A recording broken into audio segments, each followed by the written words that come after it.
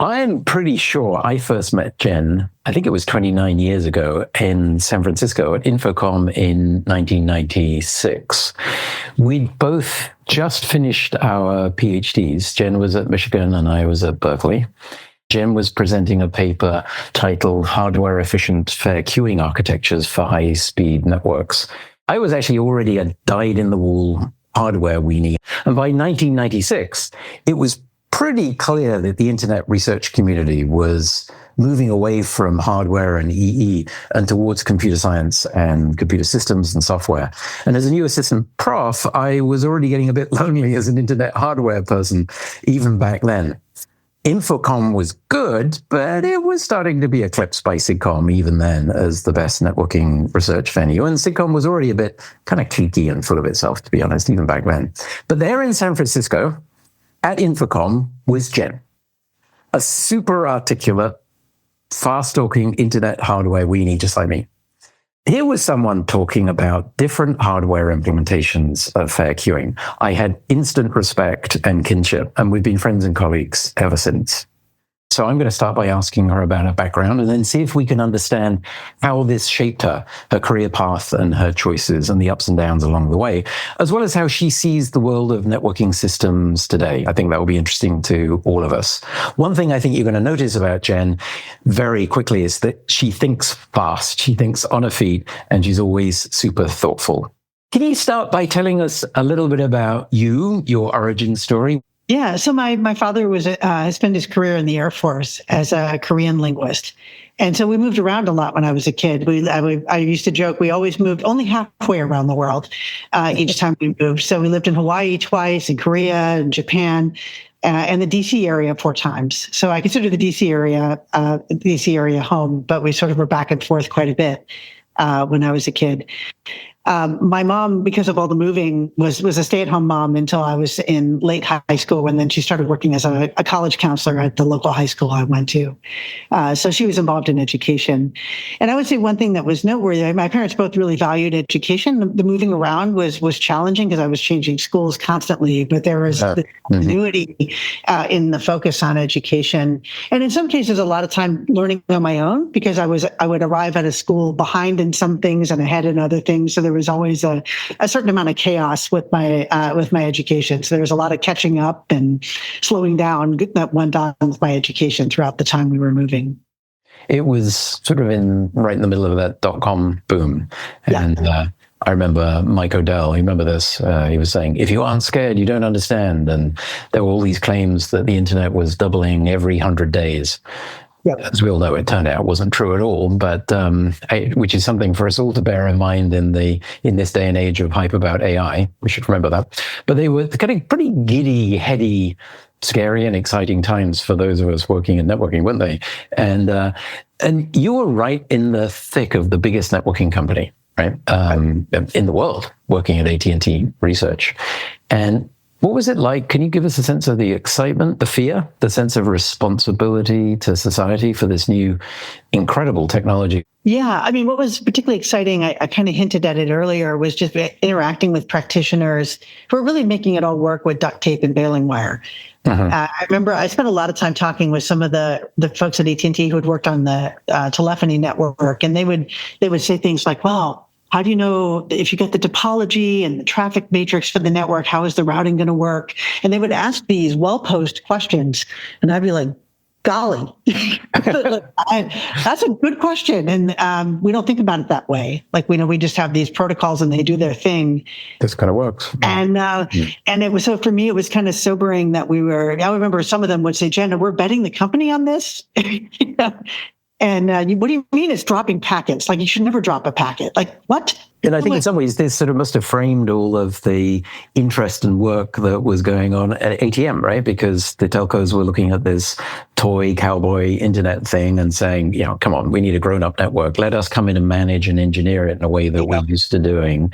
And, conveniently, of course, the telcos would have been in charge and making all the money. It's kind of interesting thought experiment to think how the world would have been different had that actually been what happened. But and the future was going to be carried in 53-byte packets. Remember, people would have badges that said 53 with a line through it.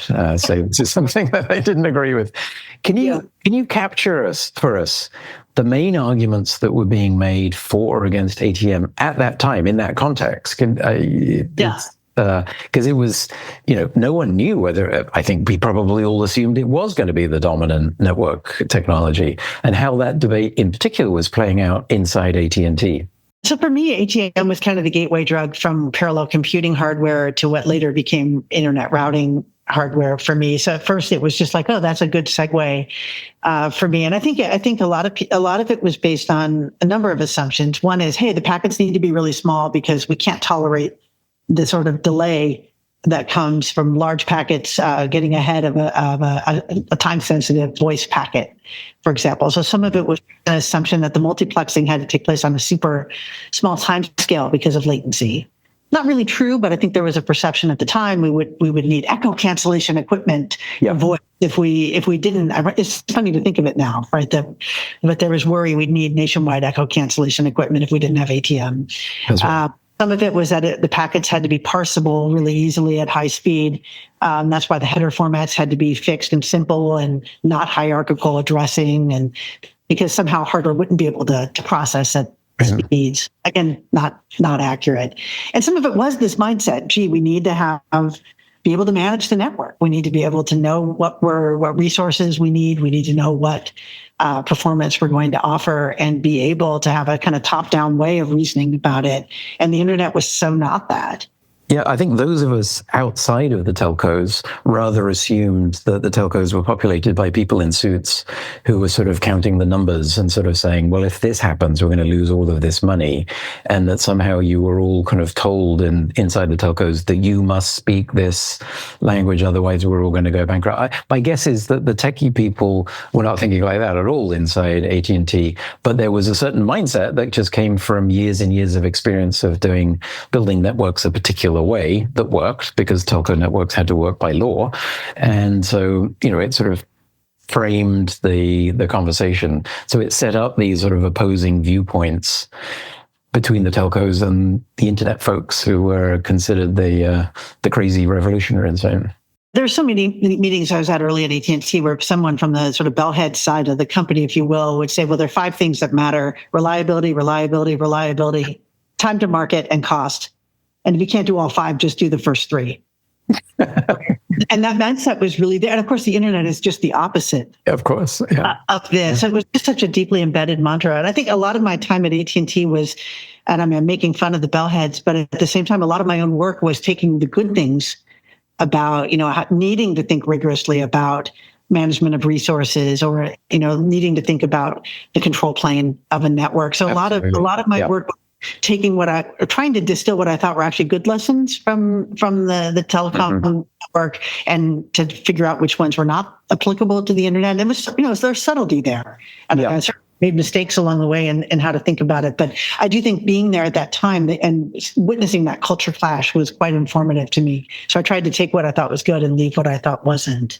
I mean, it takes me to quite nicely to the first of your papers that I wanted to ask you about, and that was it was the late 90s, and you started to work on BGP, and then in 2001, I think it was, you published what is, I know I've told you this before, it's my favorite paper of yours, and it was titled "Stable Internet Routing Without Global Coordination." And this was a real eye-opener for me at that time, because it described how AS administrators around the world can independently pick their local BGP policies while still allowing the global BGP network to converge. So in some ways, it was that reliability question, right? How you reliably converge upon a good routable network and the tables that you would need in each of the routers. I should point out to everybody that this paper barely makes it into Jen's top 20 most cited papers. But to me, it was a big deal because it helped stabilize the internet in a real practical way by providing principal guidelines to the folks who spent their days and nights trying to run it. So many people on the call probably never read, may have never read this paper because it's just such a long time ago. And if you haven't, I highly recommend that you do. But can you give us a quick summary of the main results as they were at the time? And then with the benefit of hindsight, what were the biggest takeaways for you? So Li Gao, who's my co-author on that paper, was on sabbatical at AT&T, and we'd been working together on multimedia streaming, completely different topic, but she wanted to do something different during her sabbatical. And there'd been a paper also at Sitcom from Tim Griffin and others showing that interdomain routing could be unstable and that it was actually quite difficult to even ensure that it would be stable. Each network is picking its best path based on the options its neighbors makes available to it. And that can just go in circles. I pick my best choice that makes you change your mind, that makes the next person change their mind. And there's oscillation. And we sat there during Tim's talk thinking, do you think this really happens? And we thought, gee, it can't, because there would be chaos if it was happening. And we had access to AT&T's configuration data. So let's go look and see, how is the network configured? Do we think we're only looking at one node? I see. Right. So we're not going to be seeing everything, but we wondered maybe there were design patterns that were in the configuration data that would tell us maybe configurations are not like this. Mm-hmm. And that started the there AT&T has peers and providers and customers as business relationships. And as we started the model, well, where does the money go? Money doesn't go in circles. And maybe if money doesn't go in circles, the routes don't either. I see. Right. That so led us to start modeling. So you described it as kind of prescriptive. To configure your network a certain way, things will be stable. And that's true. But I think for us, we were thinking a bit more descriptively. Like how do people actually do it? And so why did it work? Yeah. Yeah. How is it that AT&T decides who they tell about their routes and how they pick the routes? And it's based on the money. Right. And then we thought, if everybody else is doing it, a rational actor like that, how would the emergent behavior look at? And then it's much more constrained. And the punchline is, if everybody's doing what's selfish, everything's fine. I see. Because money doesn't go in circles. And similar paper that came about a little bit later, but really in this idea of trust and reliability for the internet was RCP and the routing control platform, and that really presaged much of the later OpenFlow and SDN work and network virtualization, et cetera. So to what extent, again, casting your mind back to that time in the context of that time, to what extent was RCP informed by or about solving AT&T's problems, the direct problems of those network administrators? And can you remember where you thought this was leading?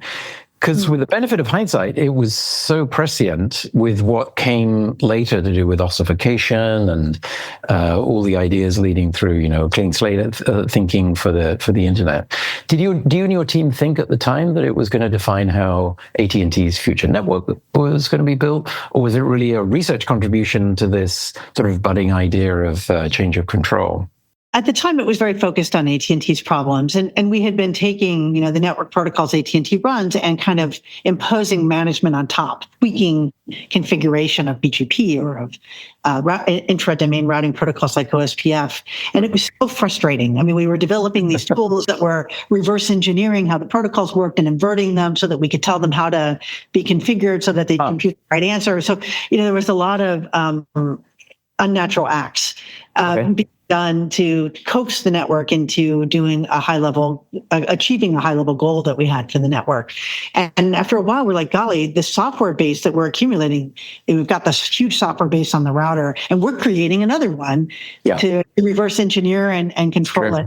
Golly, where is this going to lead? This is going to lead to this massive code base, and we're constantly worrying, do we have every detail modeled right? And, it was very painful and kind of maddening, right? Because sometimes we would be like, okay, we know what we want the router to do, and we're not allowed to tell it. And AT&T spent more money on network equipment than any other company in the country, and we're still not allowed to tell the frickin' router, what right? So it was a little bit of we're starting to get annoyed. And I was talking with some of the bellhead folks, if you will, about these problems. And they said, well, there's this paper from the 80s on the telephony network, on the network NCP, they called it, the network control point. Okay. Go read these Bell Labs technical journal papers. And I'm like, oh, God, it's another bellhead telling me and yet another story about how great the phone network is. And then I read these papers and I was like, oh, we should have a logically centralized stored program computer that tells the distributed set of telephony switches what to do. And I was like, wow, what a great idea. And then the question became, if we were to do that in the internet setting, what would that mean? It wouldn't mean the same thing. It would be setting up telephone calls or doing caller ID or call forwarding. It was a completely different set of applications. But then I started thinking about what would that mean, and translated into these route control problems, traffic engineering or planned maintenance, all the kinds of things we were trying to do in unnatural ways. And it was really, and that's why we call it the RCP, as sort of a nod to that paper from the 80s around the network, the NCP. It was just to think, oh, well, if we had direct control and centralized direct control and visibility, what would we do? And then it became a kind of systems challenge. Can we really do all that on one computer? And that became an engineering problem to figure out, how do we do all the computational work? And then Moore's Law was our friend. A single modern computer had more memory and CPU than hundreds of routers combined that were a few years old in AT&T's network. And that and a little bit of good engineering tricks, you could do on a single computer the computation for the whole network. I want to see if I could pick something that we might not agree on, right? I'm going to try and come up with some of these too. I may fail. So in 2014, you wrote a really widely cited paper that was entitled The Road to SDN, an Intellectual History of Programmable Networks. And that was with Nick McKeown, you just mentioned, and Ellen Zagura. So the paper, it kind of walked us through what must have been a fairly difficult tightrope to walk at the time, as it sort of tries to tease apart what were the historical trends and the ideas that led to this thing that got called SDN, which, as we know, is ill-defined and a kind of an amorphous blob. And there were indeed many folks who saw the pitfalls of letting the router vendors sort of keep their boxes closed and proprietary. And in the 1990s, there was lots of the DARPA-funded work on active networks. And there were many of us that thought that this approach of, for example, in one version of active networks, packets would carry programs that would then run on the routers. It wasn't the only way that it was, being manifested, but this is a sort of the one that became the poster child for active networks in a way. And many of us thought this was wrong approach, had too many performance implications, too many security implications, and it seemed really unlikely to be adopted. And in many ways, OpenFlow was about trying to design with adoption up front, and we're not really therefore kind of inspired in the positive sense by active networks. We always used to say, correctly or incorrectly, it was kind of more inspired in the negative sense by it, in that it was a fixed, simple, not programmable way in the data plane. Am I being too nitpicky? What do you think about this? I think that's fair. I did find active networking more inspiring. You do say in the negative sense, and perhaps that was true for me too, but I think that's good, actually. I mean, when I was at AT&T, all this active network stuff was happening, and I was watching it from the sidelines. It wasn't really so germane to my life, and I was intrigued about wanting there to be a unified way of thinking about network functions and having greater programmability. But I was concerned with, well, who's the programmer? To me, it should be the network operator, because again, I was preoccupied with that user in mind. And why wasn't that the person who's the user or the programmer instead of the end user? And I was worried about performance, because again, I was in a very sort of practical mindset. So I think, like you, I was thinking about it in the negative. But some other things that came up there, I think one is the lighter weight form of active networks is exactly what Planet Lab is. Right, a header in the packet demultiplexes you into a program context. And in fact, Larry, when I asked him about it, said Planet Lab came out of his desire to do active networking in a practical way. I see. Yeah, that's sort of one thing. Jonathan Smith, who was very active in the work on active networking, really thought a lot about programming languages researchers connecting with networking researchers. He's the person who introduced me to my own colleague at Princeton, David Walker, and got us to talk. And so who knew, how could I have been working on programmable networks since my PhD and not thought that PL was something I should have been paying attention to? It was kind of one of those moments. But Jonathan really, in his active networks work and in his own sort of recruitment work with me, got me thinking, I should really be paying attention to these programming languages researchers and what they're doing, because it'll help. No, so again, the platform's not the same as active networking, but virtualization, programming languages, who should the programmer be, how to make it performant. For me, I was influenced a lot, maybe in some cases reacting against, but in some cases pulling disciplinary threads that I found really helpful in my own work later. So I guess I have a positive spin even on the negative reactions, if that makes sense. There you go. And there are positive things too around the disciplinary hooks. And of course, those links with PL and Dave Walker and Nate on the formal verification side, et cetera, really pull together a lot of the power that came from once you've got something which is, a system or a network that's designed like a distributed system rather than a collection of protocols, you can start to think and reason about these things. And, I think that's been a real eye-opener for both of us and really influenced. So much of networking is about scarcity and about expressiveness, which seem at odds, right? A lot of work, whether it's on optimization or on compact data structures, it's all about trying to work with in a scarce, limited resource environment. And then you've got network operators who want expressiveness. They have so many things they want their network to do.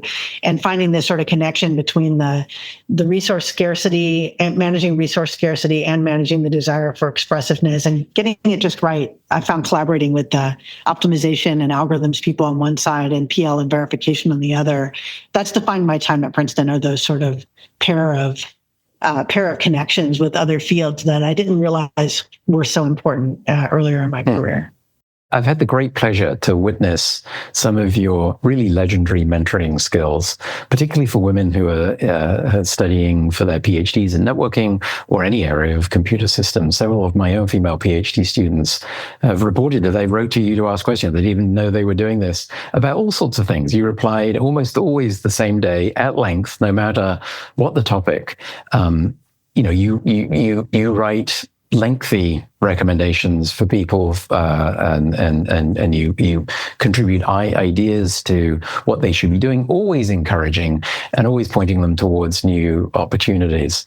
And I've heard this from many women in our field and from women in computer science more broadly, from all sorts of universities as well as at Princeton. I have enormous admiration for how on earth you do that so easily and giving so freely of your time. There's something that, just to embarrass you, everybody who knows you says this about you. I asked a few people, so, what should I ask Jen? And this came up again and again. So it makes me wonder about your journey as a woman finding her own way in a male-dominated field, how it must have shaped in some way, and how it led you to devote so much of your time to helping out those who followed. Well, first of all, I was just really fortunate to have amazing mentors. I mean, Albert Greenberg, I've mentioned multiple times, Farnham Jahani and Craig Partridge, yourself, Jim Carouse. I mean, so many people that devoted time to helping me. So some of it's a pay it forward kind of thing. I also find when people ask these questions, I'm sure you feel this too. If someone comes up to you at a conference and asks you a meta question, or even the questions you're asking me now, like it's a moment for introspection, and the process of answering the question is the opportunity to be asked the question is a gift too, because it forces you to stop what you're doing and lift up. That's very true. And writing is thinking for me, right? And so I don't always start intending to write a long response, but then I get so into it because I'm like, oh, that's such a good question. It's so interesting, and I get into my head about it. So it's almost I would almost call it journaling. I see. That makes sense. To someone asking, and maybe wanting advice, but it turns into journaling.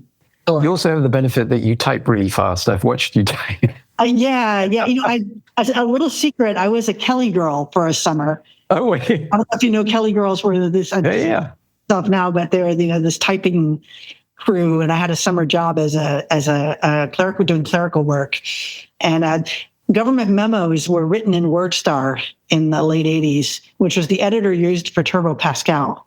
Okay. So I was in high demand because I could type fast and I knew WordStar. And so I was sent out into all sorts of incredibly boring jobs that required fast typing. So as well as being a pioneer as a woman in a male-dominated field, you've also been a pioneer as an openly gay woman in computer science and electrical engineering at a time when, there were so many obstacles and prejudices. Now, some of those obstacles feel like they're coming back again right now. But can you talk about your experience and what you've had to overcome in your career? Yeah, it's interesting. I always felt that being a woman in computer science and being a lesbian were like one happened at work and the other happened outside of work. And because the gender imbalance in the field was such the dominant thing. Yeah. that the sexual orientation thing was always second order.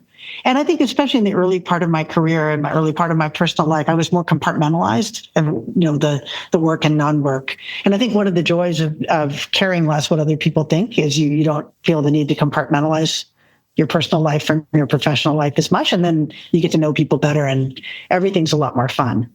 But I think I experienced the gender aspects of the male-dominated field, and in some ways, ironically, could be one of the boys a little more easily. And so there was some. I don't mean to say that it was all positive, but there's an aspect to being one of the guys that I've always enjoyed, and whether it's office mates in grad school or group mates at AT&T, that I found in some ways almost that was easier. And I experienced, I did a lot of, volunteer work along with my now wife in LGBT issues. But I always thought of that as like, that's my outside of work thing. Inside of work, it's women in STEM. Outside of work, it's LGBT rights. And it took me a while to realize I was like split braining that. Because they obviously both matter to me, but I had sort of different lanes. Now that you're in a leadership position at the university, presumably these sort of silos and partitions between different parts of your life and different parts of the world, they're all going to get smushed together naturally just because of the immensely broad things that you have to think about, work on, figure out for a policy and budgeting and all that kind of stuff that happens in a university.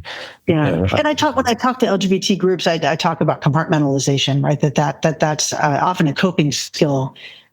For dealing with a culture that's not accepting, right? People compartmentalize to avoid having to deal with things, and that getting past compartmentalization is a big part of the journey. I must say, and this is something else that several people have said about you. This is a gen therapy session here. You always make it look so easy from one success to another. Yet, most of us go through periods of feeling down, frustrated, pissed off. And, times when our imposter syndrome is in full force. I know it's happened to me. And can you talk about your own experiences in that regard?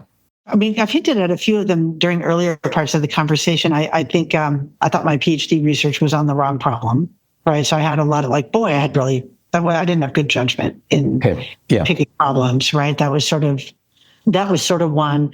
I think I felt at AT&T, gosh, I'm spending too long contorting myself around the technology we have now.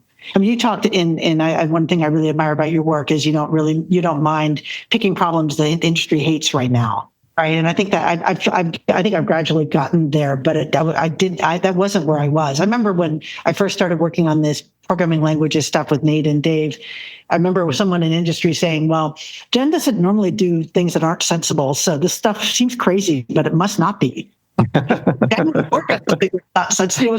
I was thinking, it's not an insult or a compliment. I'm not sure. Right. But in a weird sort of way, it actually got more people willing to pay attention because they assumed it couldn't have been too crazy if I was, Of course, if I was doing it. But I've sometimes been a little risk averse in that way, where I do find sometimes the here and now a little more compelling.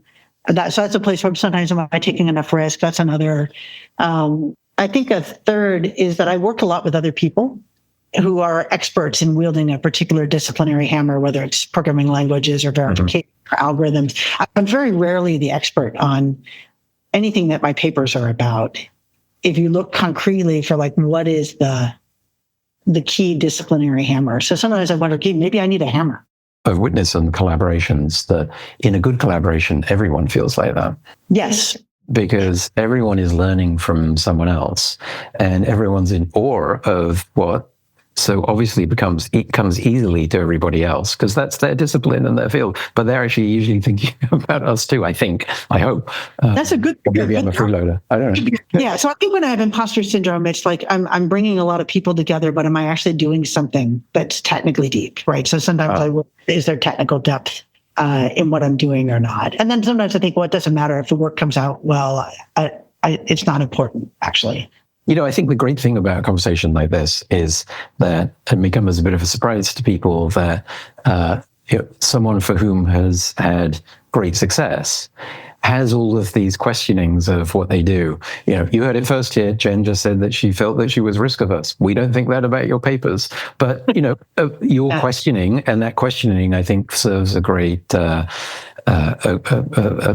a great service, because it always makes you examine why you're doing something, and am I doing the right thing, and how can I do it better? And I think that although we often think of it as a negative, the fact that we kind of get, oh my gosh, I'm worrying about this thing, we all do it, and then how you channel that into saying, well, how can I do it better?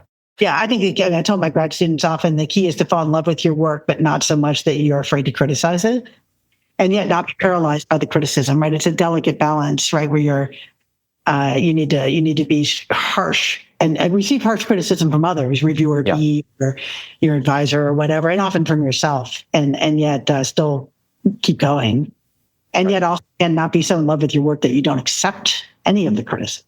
I want to talk to you about running the university. It's always seemed obvious to me that you'd end up in a big job like this. You always had the vision, the people skills, and the frank, straightforward nature. Actually, when you seem unflappable when thinking about problems. So we needed someone like you running the place for sure. But provost at Princeton, my God, that's a pretty big darn title and responsibility. Can you tell us a little bit about how you decided to go into university leadership, and a little bit about what your daily life is like these days? I mean, I think for many people, it's a bit of a slippery slope. I was, director of graduate studies early in my time at Princeton, and then I was acting chair, and then I became department chair. So these things all happened in baby steps, where each time I'm like, okay, well, that was interesting, but I don't want to do the next thing. Sort of boiling the frog. Yeah, exactly. It's a little bit of that. But I will say, I mean, not unlike the research work I do and the community service work I try to do, I really like creating platforms, whether that's, technical platforms on which programmable networks run, or I like to be infrastructure to create. Mm-hmm. I tell people when they ask what I do in my work, I say I'm an internet plumber. I really like to think about the infrastructure, and all these academic administration roles are like that too, right? You have these brilliant colleagues or brilliant grad students, and you're trying to think of how can I do something that's, again, a lever that I can do a little work here and make a whole bunch of other people more productive in what they do. And so I think what I'm finding rewarding about the provost job is it's on a much larger scale and causing me to have to learn about parts of the university I knew zero about before. But it scratches that same itch of like, well, what's the intervention I can make that will unlock something that let them do great things. So there are amazing people all over the campus that if I can unblock them in some way, I'm getting more done than I would get done myself. But it must mean that you have to deal with things that are really either mind-numbing or frustrating as hell, that you really wish that you didn't have to deal with, or things that are just probably really tricky to navigate, things with protests, things with big budget changes, government changes, all that sort of thing, that, it's like a first experience of like, okay, it's easy to sit in a chair in a faculty office and throw stones or, tomatoes or whatever people are doing, but actually then to have to make the decisions, that must sometimes be super taxing and frustrating. Yeah, it can be sometimes a little lonely because there's a difference in the relationship. If you have colleagues too, right? Because now you're on the when you're a department chair, I think people think you're taking one for the team, and then I think once you're in any role kind of higher than that, you're there's a little bit more skepticism. Like, okay, now you're an administrator, you're not one of us, and there's a little bit of, I would say that's one of the harder things, and not being in the classroom. I miss teaching quite a bit. Mm-hmm. But I think that what I've really appreciated is that the other people that are in these kinds of roles at the university we're all part of a team, and it's a little bit of that same interdisciplinary thing. It's like, gosh, our communications or government affairs or legal person, like they're experts on distilling a complicated situation of the type that you're describing. In some cases, it might still be my decision or my working with the president on a decision, but I've got these experts who have the hammers I lack. And it's often like, wow, that's really interesting. Like, that's a thing. I didn't know that. I mean, I knew it was a thing, but I didn't understand the art and insight nuance of it in a way that I've been learning so much of the past 2 years. AI for networking or networking for AI? Both are interesting. I'm more interested in networking for AI because I think we're plumbers, right? So we make things run better. So what was your... Yeah, but I think that we can't make the AI for networking work well unless we have the right measurements, right? I mean, if you don't have the right data, AI is not going to help. So Absolutely. you got to solve the telemetry problem first, and then we need networks that are amenable to being AI managed before we can really do the AI. Great point. So what was your biggest mistake or failure in research, and what did you learn from it? I think it's been sometimes spending too long close to the ground. I mean, to our conversation earlier, that there are times where I think that's useful as part of the learning and part of having short-term impact. But figuring out when to zoom out, I wouldn't say it's any one paper. It's more, when would have been the right time to zoom out? And sometimes I feel like I zoomed out late. Which paper that you wrote or a co-author on that when you read it now makes kind of cringe with regret? And just to set the tone here, I'm happy to tell you mine. I wrote this paper in 2002 with a student called "Is IP Going to Take Over the World of Communications?" I'd like to say it was tongue-in-cheek. It wasn't really, and it just makes me cringe when I read it today or I think about it. Is there one in your past like that?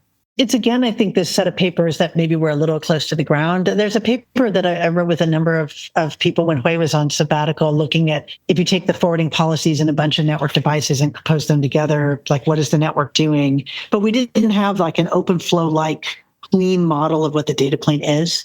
And so the model just was super complicated, in terms of trying to realize what the forwarding policy for the network was, because we were looking at the protocols that existed today, not at the data plane. And then when things like space analysis, Veriflow, and all that, I'm like, that's so much cleaner. Can you say something about no coaches? Yes, everyone should have one or two. Someone that you go to that tells you that you shouldn't do something you're thinking of doing. And the introspection that provides. I mean, you were my no coach. I didn't go to you often, but I invoked you often. Like, I need to write Nick and ask, should I do this? And as I tried to write the note to you, I feel like, God, this is so obvious. I shouldn't do this. I'm embarrassed to even ask my no coach. So I think having some discipline to not say yes in real time, to introspect a bit, and if needed, have someone make an intervention to keep you from harming yourself. So I learned about this from Jen, and we agreed that we would be each other's no coach. And so I had exactly the same experience. There were many occasions where I thought, I need to ask Jen. And so the idea is you ask them, and then they can say no on your behalf or tell you you'd be crazy to do it. And most of the time, as she says, just the question of thinking about it and being slightly nervous that she can say, duh, it's so obvious that you shouldn't do it, that you should say no. Wouldn't even say it. A mandatory waiting period before saying yes is already helpful, because my knee-jerk reaction, especially if someone asks me in person and it's a worthwhile thing, I'm like, yeah, sure. Then you have to learn to train your lower brainstem to say, that's an interesting opportunity. I want to think about whether I have time to do that justice and get back to you in a day. Jen, thank you. I wish we could keep talking for hours. In fact, I'm pretty sure we could talk for hours if we could.